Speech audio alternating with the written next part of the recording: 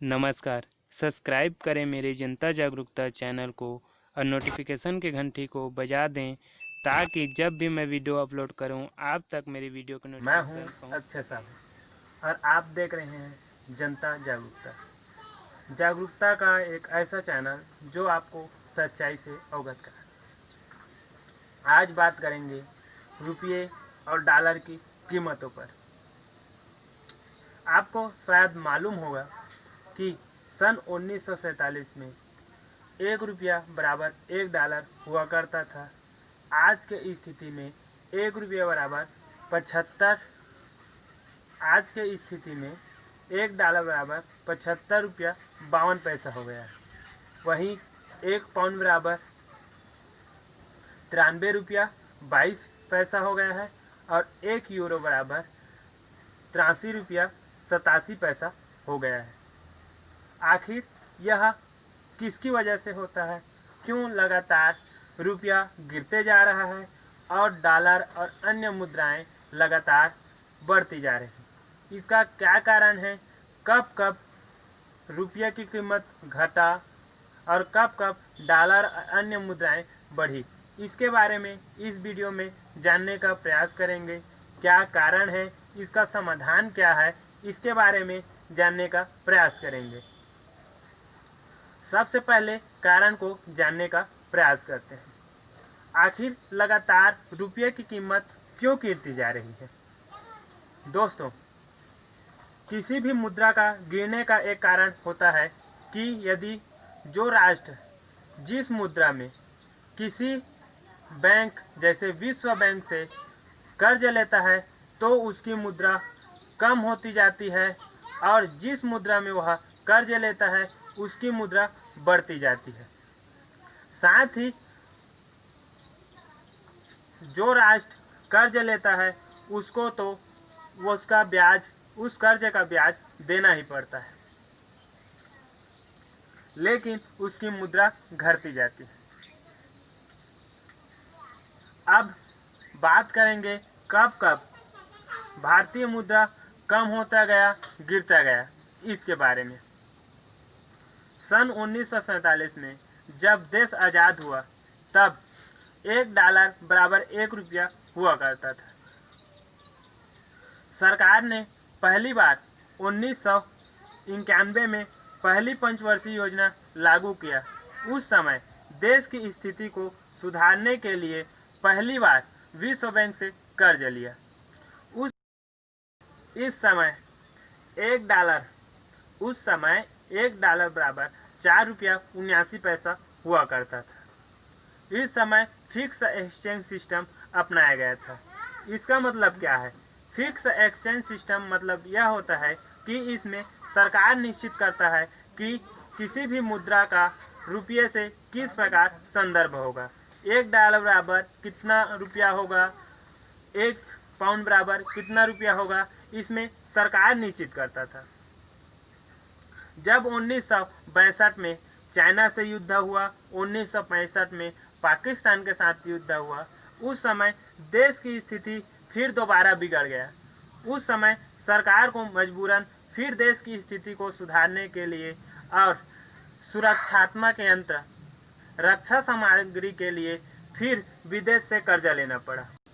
उस समय 1 डॉलर बराबर 7 रुपया 57 पैसा हो गया था। इस समय 15 साल बाद कर्ज लिया गया था।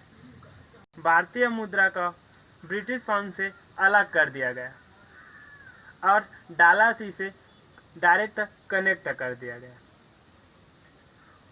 10 साल बाद तीसरी बार 1975 में फिर देश की स्थिति को सुधारने के लिए कर्ज लिया गया। इस समय भारतीय मुद्रा 1 डॉलर बराबर 8 रुपया 29 पैसा हो गया। 1985 में फिर 12 रुपया के आसपास पहुंच गया। 1990 में 17 रुपया 90 पैसा हो गया। जब रुपये की कीमत लगातार गिरती ही जा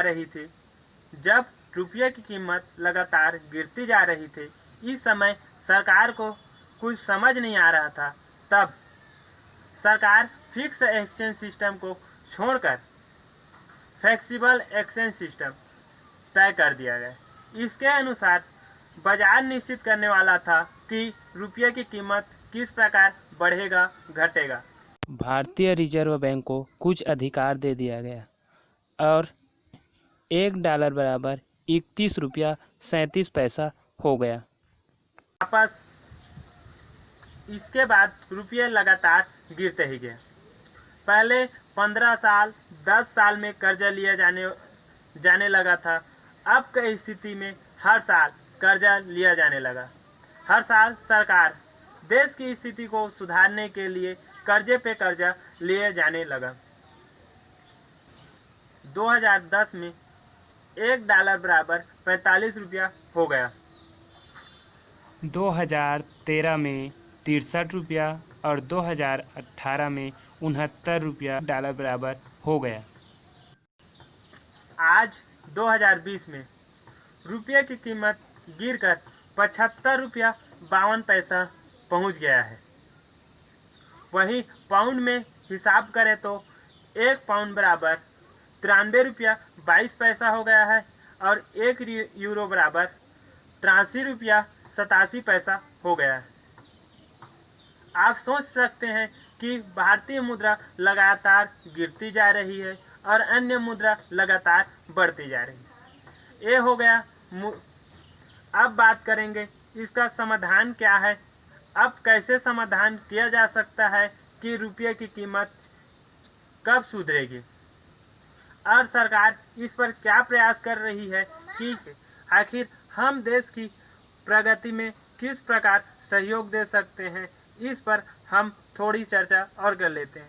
हम भी देश के प्रगति में अपना योगदान दें, देसी सामान का उपयोग करें। जिस प्रकार एक्सपायरी डेट का ध्यान रखते हैं और MRP का ध्यान रखकर हम सामान को खरीदते हैं, एक ध्यान और दें कि हम मेड इन इंडिया लिखा हुआ सामान का उपयोग करें ताकि देसी सामान को प्रोत्साहन मिले और हमारी मुद्रा सक्षम हो।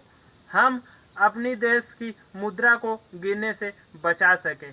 यदि मेरा सुझाव अच्छा लगे तो वीडियो को लाइक और शेयर जरूर करें ताकि मुझे भी प्रोत्साहन मिले और मैं आपको ऐसी जागरूकता भरे वीडियो आप तक मैं पहुंचा सकूं। देश की मुद्रा को कैसे श्रेष्ठ बनाया जा सकता है, इसके लिए दूसरे वीडियो पर चर्चा करेंगे। धन्यवाद।